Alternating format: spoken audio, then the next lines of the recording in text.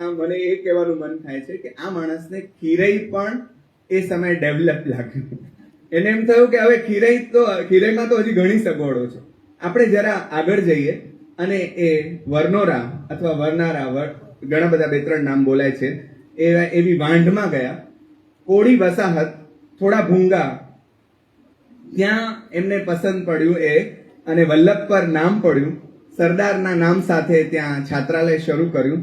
ભૂંગા જે કોળી સમાજના આગેવાનોએ જેમને 1-2 ભૂંગા આપ્યા અને શરૂ કર્યું. મણિભાઈ અને મગનભાઈ 2 જણાએ હાથે રોટલા પીટીને ખાવાનું અને છોકરાઓને ગામના ઘરે એટલે કે બીજા ભૂંગાઓમાં પેલા શરૂઆતમાં કશું મળે નહીં. તરલાબેને એકવાર પોતાની વાત કરતા કહેલું કે હું કેડિયાનગર સ્ટેશન ઉતરેલી અને મને બરાબર યાદ છે ઊંટ પર બેસીને હું કેડિયાનગરથી વલ્લભ પર આવી હતી. એ દિવસો સંભાળતા એ આજે પણ આંખમાં ઝણઝણિયા ભરી જાય. અને ત્યારે એમણે પણ ત્યાં કામ કરેલું. તો એ વલ્લભ પરમાં કશું ન મળે એવી એક વાંઢ વસાહત, એમાં ધીરે ધીરે એમણે સંસ્થા શરૂ કરી, પોતાનું કામ શરૂ કર્યું. 51માં સરદાર કુમાર છાત્રાલય સ્થાપ્યું. ઝૂંપડીઓમાં મેં કહ્યું એમ શરૂ થયું અને 4 જ ધોરણ ત્યાં ભણે. અમે ફોટા જોયા છે ચડ્ડીવાળા દિનેશભાઈના ને એ બધા ત્યાં ભણ્યા છે, આટલા ટાબરા. અને પછી એ લોકોને આગળ ભણાવવા ક્યાં મોકલવા, તો કે એ લોકોને દક્ષિણામૂર્તિ મોકલે અથવા વેડછી મોકલે. અને સરસ રીતે લખાયું છે કે એટલા સરસ બાળકો તૈયાર કરીને મોકલ્યા હોય 4 જ ધોરણના કે ત્યાં પરીક્ષા લેવામાં આવે અને એને 6-7મા ધોરણમાં એડમિશન મળે સીધા એની પરીક્ષા લઈને. તો આવા મગનભાઈ આજીવન ખાદીનું, ગાંધીનું, આ બધાનું કામ ચૂપચાપ કરતા રહ્યા. મારે એમની બહુ વિગતો આપી શકાય એમ નથી, એટલે એકાદ પ્રસંગ એમના જીવનનો રમેશભાઈ પાસેથી સાંભળેલો તે તમને કહું. એકવાર એમના છાત્રાલયમાં ઘડિયાળ એમની ચોરાઈ ગઈ. આ પ્રસંગ કોમન લાગશે કે કોઈ પણ મોટો માણસ હોય તો એનું રિએક્શન શું હોય. તો ઘડિયાળ ચોરાઈ ગઈ, ખબર પડી કે ઘડિયાળ ચોરાઈ છે. એટલે એમણે ગાંધીના પગલે બધાને કહ્યું કે આ ઘડિયાળ કોઈકે લીધી છે, જેણે લીધી હોય મને કાંઈ વાંધો નથી, પાછી મૂકી જાય, જ્યાં સુધી નહીં મૂકે ત્યાં સુધી હું ઉપવાસ કરીશ. અને 2 દિવસ એમના ઉપવાસ ચાલ્યા. 3જે દિવસે એ બાળકને એમ થયું કે મારે આ મૂકી જવું જોઈએ. એમણે ક્યાંય પૃચ્છા નહીં કરી કે કોણ લઈ ગયેલું, ઘડિયાળ મળી ગયું અને બાળકો પર એમના ઉપવાસની જીત થઈ અને એક જુદા પ્રકારની કેળવણી એમને મળી. રમેશભાઈ એક બીજો સરસ પ્રસંગ કહ્યો કે મને આમલા ભણવા મૂક્યો ને તો હું આવું ક્યારેક. તો એકવાર મને કેટલાક છોકરાઓએ આવીને કહ્યું કે તમારા બાપુજી વિશે તો આવી વાતો ચાલે છે કે આમણે અહીંયા સંસ્થા સ્થાપી છે અને ખૂબ પૈસા ભેગા કર્યા છે એટલે તો આ છોકરાને આમલા ભણવા મોકલી શકે, બાકી કોઈ મૂકી શકે એમ. ત્યારે મગનભાઈનું રિએક્શન કેવું હોય મને કહેવા દો કે જે સમાજ માટે આ લોકો બધાએ કામ કર્યું ને એ સમાજે એમના ઉપર એટ્રોસિટીના કેસ કર્યા હોય, એમને જેલમાં નાખ્યા હોય અને છતાંય એ માણસો વળ થાકે એ સમાજ માટે કામ કર્યા જ કરતા હોય. ત્યારે આપણને જીસસ ને બધા જુદા સંદર્ભમાં યાદ આવે કે એ લોકોને ખબર નથી કે એ લોકો શું કરી રહ્યા છે, પણ આપણને તો ખબર છે કે આપણે શું કરવાનું છે. એટલે મગનભાઈએ એમના દીકરાએ જઈને એમને બાપુજીને ફરિયાદ કરી, બાપુજી તમારા વિશે તો આવી વાતો ચાલે છે. તો કે બેટા એ લોકોએ એવું જોયું જ ન હોય, એમને એવી કલ્પના જ ન હોય કે કોઈ માણસ પોતાનું બધું છોડીને કોઈ પણ અપેક્ષા વગર અહીંયા આવીને આવી રીતે બેસે. એટલે એમના મતે એમને એવું લાગે તો એ બરાબર કહેવાય, તારે એની બહુ ચિંતા કરવી નહીં. તમે જુઓ આ મગનભાઈ. અને પછી તો ઘણા હીરાબાને એમણે ભણવા મોકલેલા. એમના દીકરા એક જ સંસ્થામાં 3 જણા, એટલે પોતે, એમના પત્ની, એમના દીકરા, એ બધા ભણ્યા. આ બધા પણ અહીંયા બેઠેલા પણ લોકભારતી અને દક્ષિણામૂર્તિને આ બધી જગ્યાઓએ કેળવાયા. એટલે એવા મગનભાઈ. હું જમ્પ લગાડું દયારામભાઈ ઉપર. દયારામભાઈ 3/9/1920માં જન્મ્યા.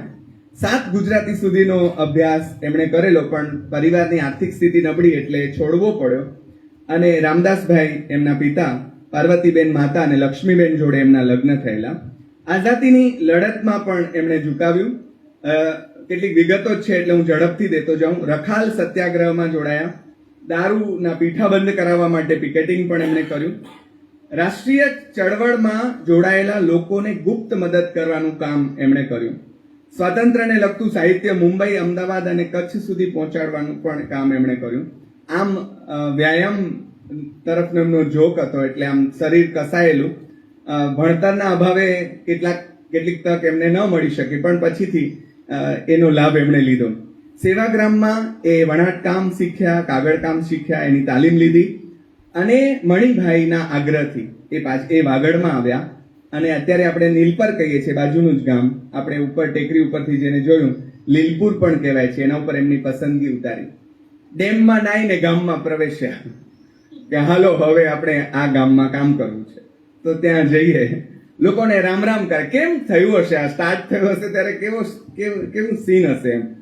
નાયા આવ્યા દૂરથી એટલે આપણને સુદામો યાદ આવે કે પેલા ગોમતીમાં નાયા અને પછી દ્વારિકામાં પ્રવેશ્યા. એમ આ ડેમમાં નાયા, બધાને રામ રામ કરીને મંદિરના ઓટલે દિનેશભાઈ મને કહ્યું કે આ બાવો એવો ફકીર કે મંદિરના ઓટલે સૂઈ રહે, ગામના લોકો એમને ખવડાવે. કરે શું તો કે ગામની સફાઈ કરે.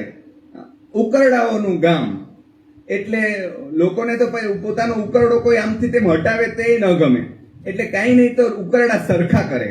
વિખાયેલા ઉકરડાને સરખા કરીને એમ કે ઉકરડો એ જરા શોભે એવો રાખી શકાય. તમે એમ ઘર આગળના ઉકરડાથી શરૂઆત કરીને જીવનના ઉકરડાને દૂર કરવાની આખી યાત્રા એ દયારામભાઈ દ્વારા ચાલી. કોઈ સગવડ નહીં એ સમયે. એવા સમયમાં ગામના લોકોને આગળ એ થોડું તબીબીનું શીખેલા, નાનું મોટું કાંઈ બહુ વિધિવત કોઈ અભ્યાસ નહીં, પણ ગામની સફાઈ કરે, ગામના પ્રશ્નોનું નિરાકરણ કરે. અરે છોકરાઓને નાવાની એટલી આળસ કે એને નવડાવે. શરીર સફાઈ કેમ રાખવી, તો આપણને માટે જે નાના નાના લાગતા કામ છે એ લોકોને કોઈ દિવસ નાના લાગ્યા નથી, કારણ કે ગાંધીને મન ક્યારેય કોઈ કામ નાનું છે એવું આપણે જે વાંચશે એને ખ્યાલ આવશે. કોઈ કામ એના માટે નાનું નથી. નિયમિત સ્નાન કરવા જાય, છોકરાઓને પોતાને લઈ જાય ભેગા, તરતા શીખવાડે.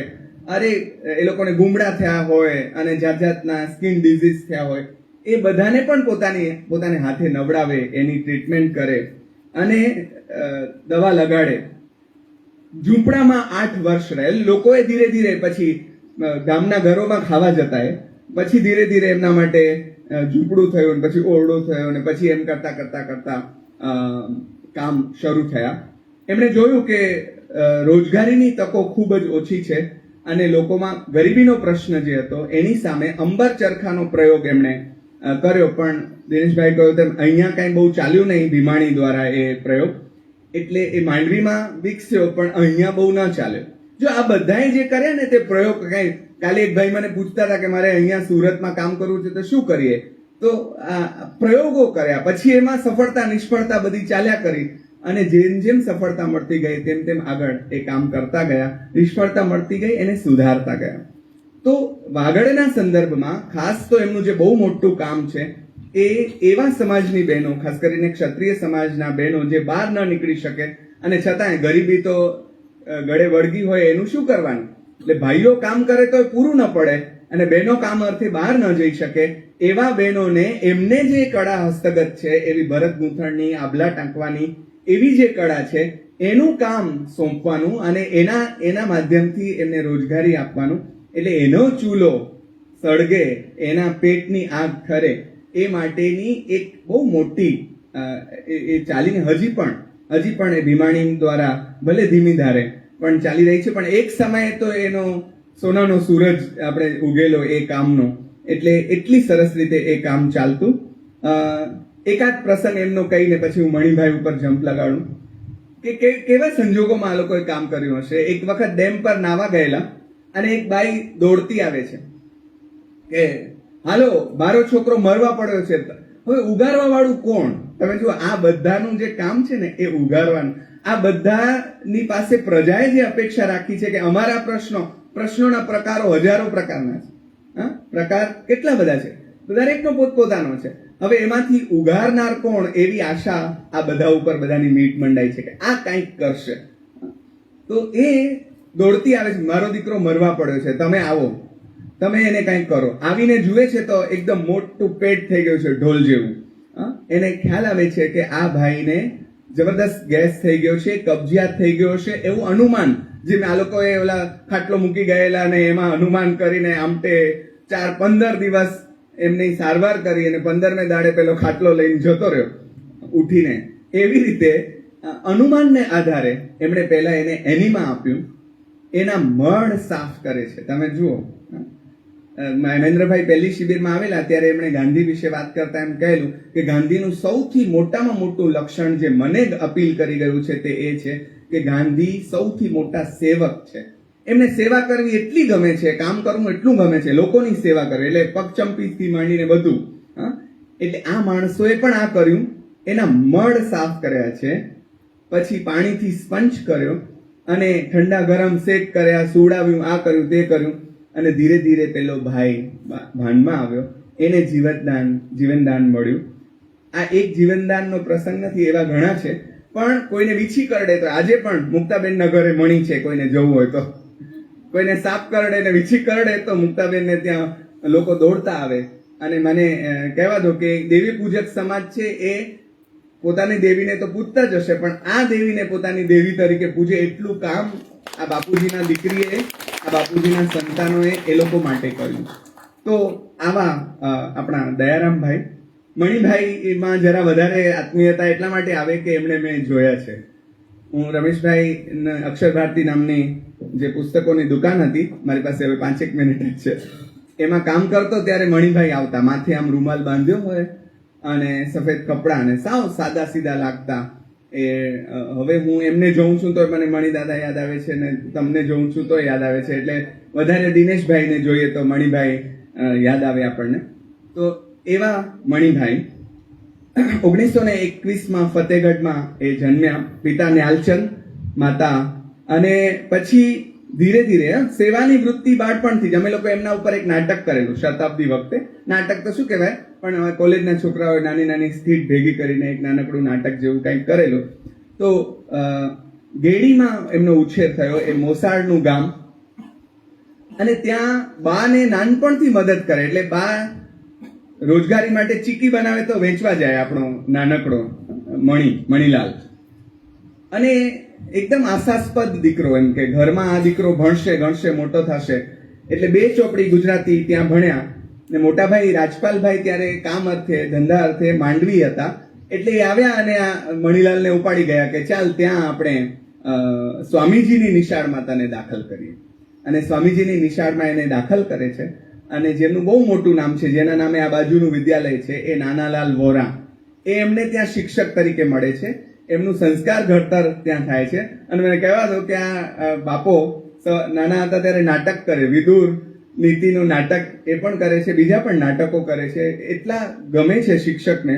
અને પછી નાનાભાઈ પાસેથી, એટલે કે નાનાલાલ વોરા પાસેથી એમની નિશાળમાં જે શિક્ષણ મળે, એમાં જે એમનું સંસ્કાર ઘડતર થાય, એવામાં પ્રજાકીય પરિષદ અધિવેશન મુન્દ્રામાં ભરાય છે, અને આ માણસ ભાષણ સાંભળવા જાય છે અને ભાષણોથી પ્રભાવિત થાય છે. એવા કેટલાય છે ગાંધીના ભાષણો સાંભળીને પોતાનું બધું છોડીને નીકળી પડ્યા હોય, એમ અહીંયા પણ. અને ત્યારે નાના હતા ત્યારથી કંઈક કરવાનું, stamp collecting club of Kutch એ નામનું મંડળ એમને રચેલું. પણ માવજીભાઈ મળ્યા એમને બીજા, એમના ગુરુ, જેમના નામે માવજીભાઈ વેદ છાત્રાલય આપણે ત્યાં ચાલે છે અત્યારે, એ માવજીભાઈ વેદે એમને ગાંધી માર્ગે વાળવામાં, રચનાત્મક કાર્યો કરવા માટે પ્રેરણા આપી.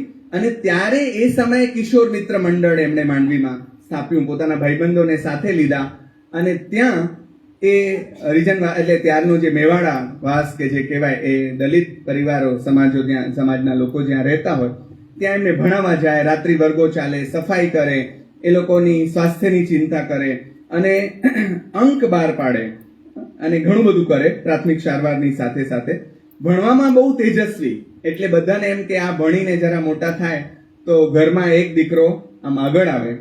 પણ આ રોગ, જેમ હરેશભાઈએ કાલે કહ્યું ને કે આ માણસ જો અડ્યો તો ગયા પડ્યા છે, એટલે કોઈ રીતે ગાંધીનો, આમ સીધા મળ્યા નથી કોઈ દિવસ, પણ ગાંધીનો સ્પર્શ થયો, અને એ સંસર્ગે એમને ભણવામાંથી રસ નહીં. અને ભાઈએ કહ્યું કે ચાલ તો આપણે, તને શું ગમે છે તે. કેવા સરસ ભાઈ, મોટા ભાઈ રાજપાલભાઈની, અમારો અબ્દુલ રાજપાલભાઈ બન્યો તો એ બને ત્યારે દાદાની દાઢી આમામ ધ્રુજે રોતા રોતા. હું એમને જોતો હોઉં કે આ કેવા મણીલાલ કોના કારણે આપણને મળ્યા, એમાં રાજપાલભાઈનો પણ બહુ મોટો ફાળો. એમને કહ્યું કાંઈ નહીં, ચાલ તને ખાદીનું કામ કરવું છે, ફતેહગઢમાં કર. અને પોતાના મૂળ ગામમાં ફતેહગઢમાં એમણે ખાદીનું કામ કર્યું.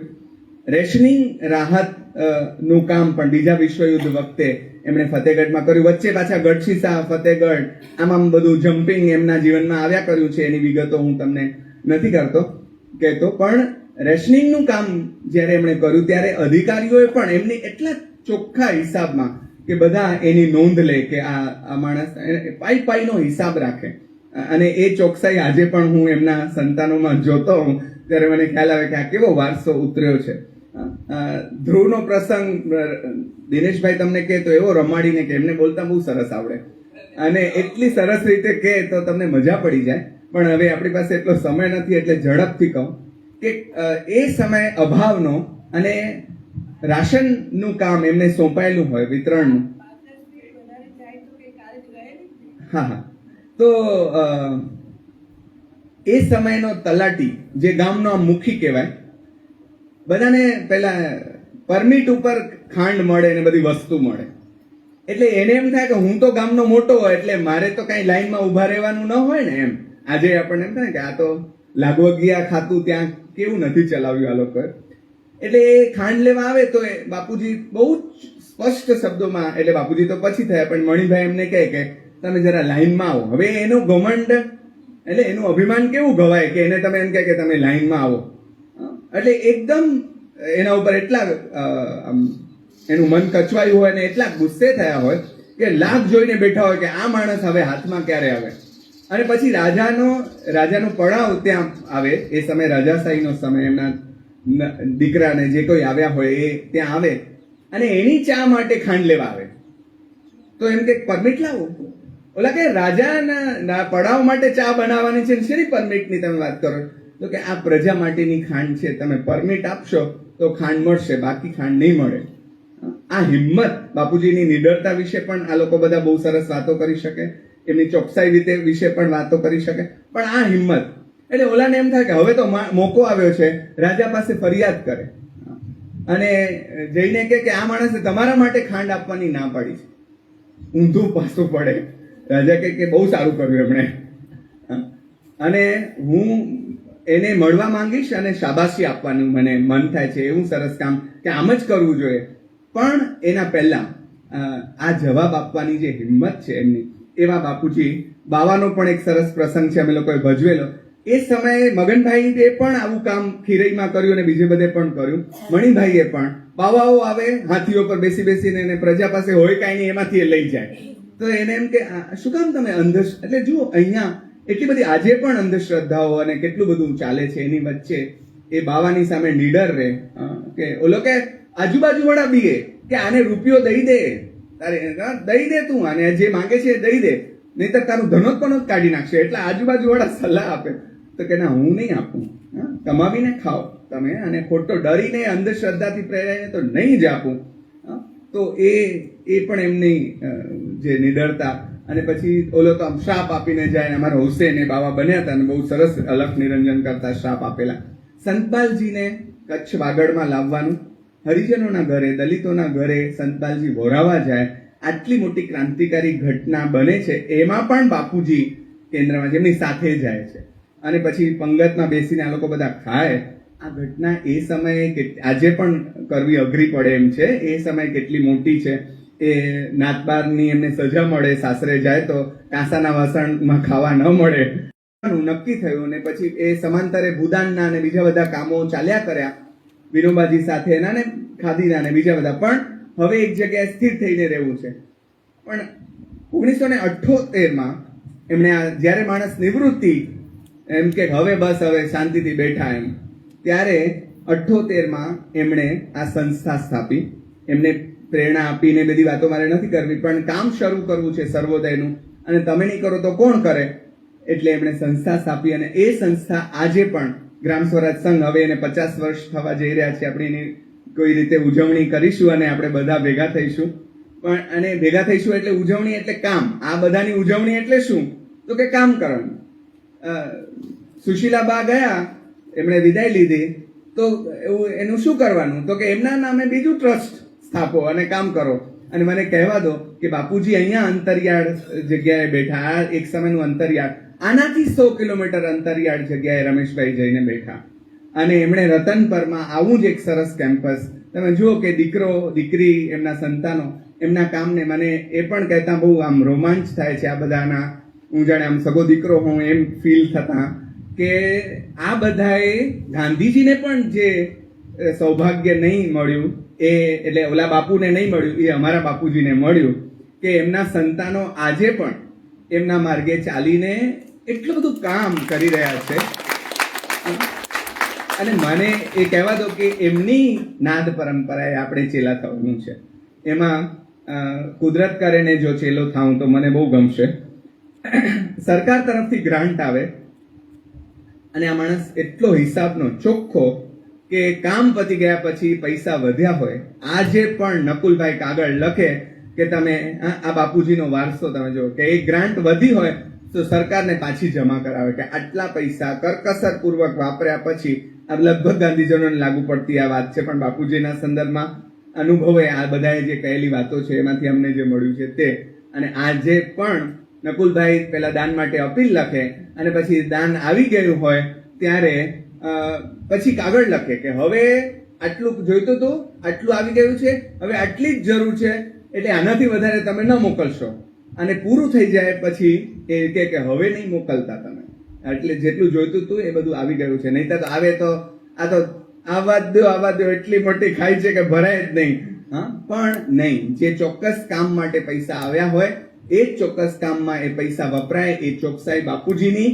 અને આજે પણ એ ચોકસાઈથી કામ થઈ રહ્યું છે. નિયમિત ડાયરી લખે. આ ડોસાઓ બધા ગાંધીના કેવા ચેલકા છે. નિયમિત ડાયરી લખે, પણ ઝેરોક્સની સગવડ નહીં. હા બચાવ એટલે કાગળ લખે કોકને તો પૂછો કે એવો ને એવો કાગળ પોતે લખી લે કે આવો કાગળ મેં શરીફાબેનને લખ્યો છે. એટલે આ લોકોએ જયારે ગ્રંથ બનાવ્યો ત્યારે બીજા કાગળ સાચવ્યા કે ના સાચવ્યા, આ બાપાએ પોતે જ લખેલા કાગળ પોતે જ સાચવ્યા.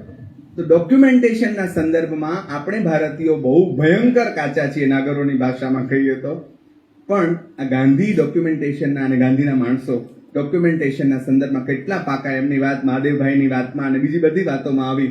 તેમ આ ડાયરીઓ તમે જ્યારે ઉપાડો કે એમના પત્રો ઉપાડો તો તમને ખબર પડે. એક બહુ મારો ગમતો પ્રસંગ છે.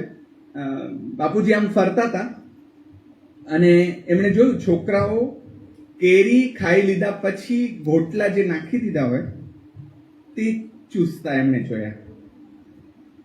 હવે આમ કેરી એમને બહુ જ ભાવે એટલે ખબર નહીં મનમાં આમ કેરી ખવાઈ ગયેલી ખાતા એમ પછી આ જોઈને એમને એમ થયું ઓ જે કેરી આ બાળકો ન ખાઈ શકે એના ગોટલા ચોસે એ કેરી મારાથી કેવી રીતે ખવાય.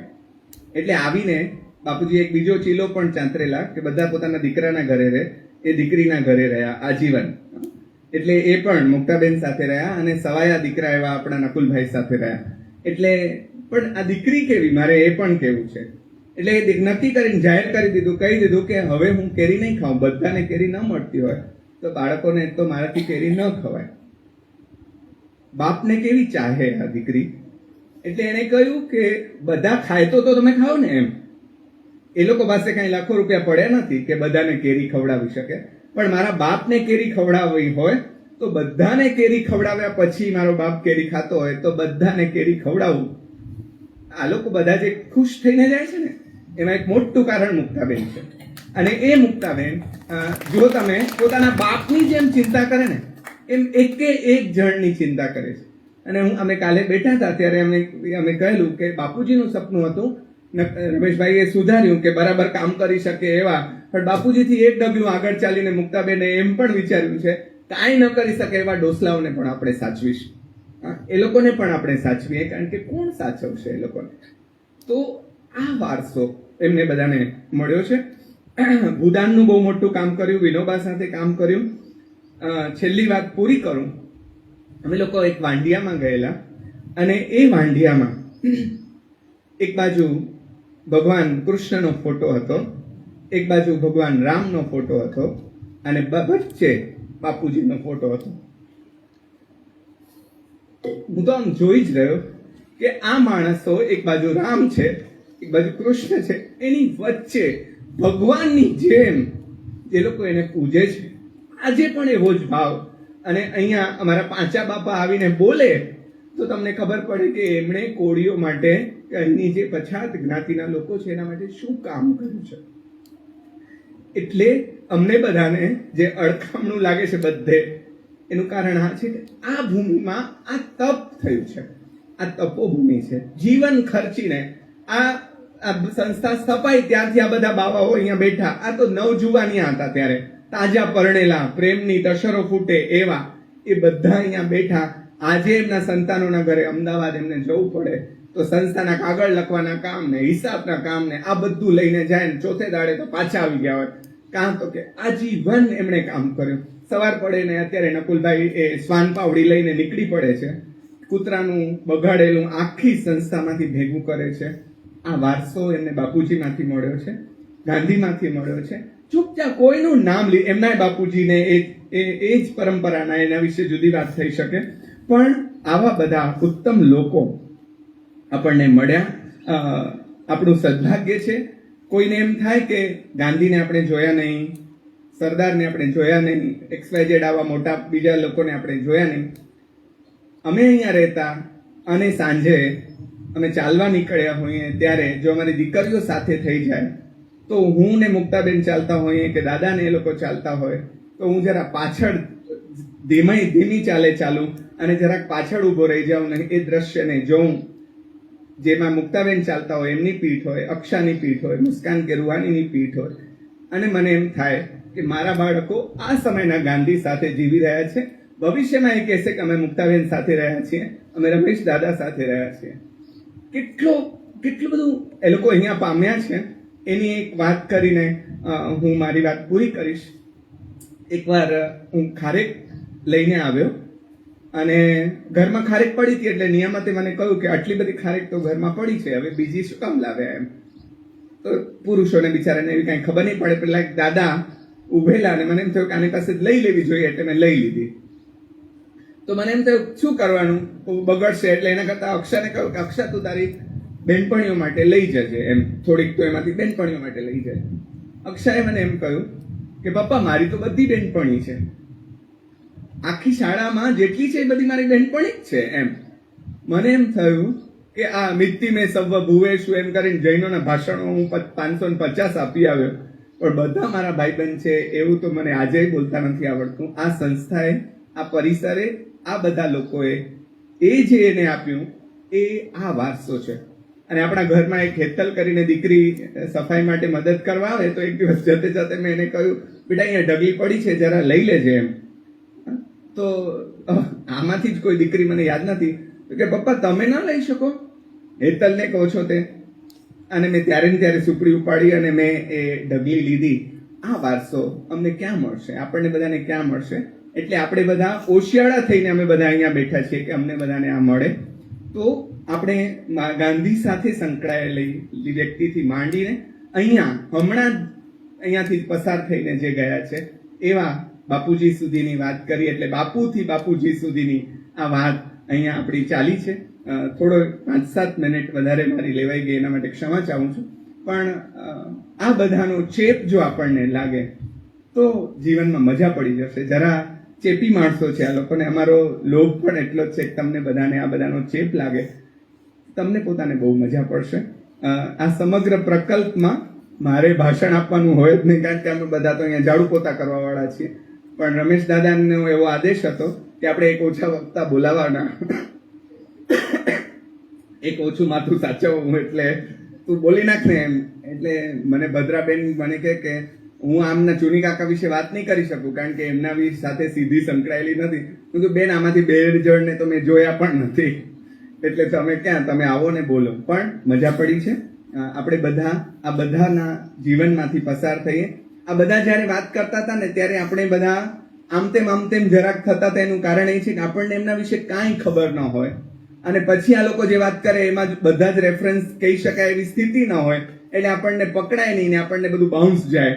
પણ હવે આવીએ ત્યારે આ જેના વિશે વાત થવાની છે એના વિશે થોડું ઘણું વાંચીને આવીએ તો આપણા રેફરન્સ કેચ થશે ને ત્યારે ખબર પડશે કે આ ડોસાઓએ શું કામ કર્યું છે. આ બધા જ ગાંધીજનોની ચરણોની ધૂળ માથે ચડાવીને આપણે અહીંયા આ વાત અહીંયા સંકેલીએ છીએ. ચા દૂધ બે એટલે ચા કોફી રેડી છે. આપણે 15 મિનિટનો વિશ્રામ લઈશું, પછી અહીંયા ગોળાકારમાં બેસીને આપણી સમાપન બેઠક શરૂ થશે. બધા ઝડપથી પાણી પેશાબ જે કાંઈ અને ચા પાણી કરીને પાછા અહીંયા ગોઠવાશે. સૌનો આભાર. તમામ વડીલોનો એ લોકો સામે બોલવું એ બહુ મોટી વાત છે મારા માટે, પણ સૌનો આભાર કે આ બાળકને એમણે સાચવી લીધો. Thank you.